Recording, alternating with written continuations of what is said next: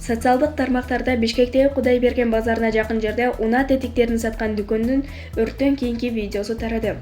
Видеонун авторунун айтымында өрттөн унаанын негизги тетиктери болгон моторлору менен жүрүү котормолору толугу менен өрттөнгөнүн көрүүгө болот.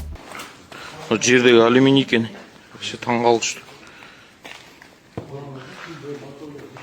Мондай контейнерлер эрип чыгып калыптыр ичи, Токионун ичи да бул.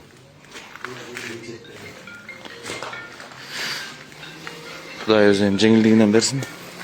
Мындай болуп коробка, мотор, полный ылдый жакта могу эрип турган баары журал экен да, алюминий. Токионун да биягындагы да моторлор ушундай эрип чыгып калыптыр. Аталган ири өрт 25 февралга караган түнү болгон. Өрт таңкы саат 6:04 чектөөгө алынган.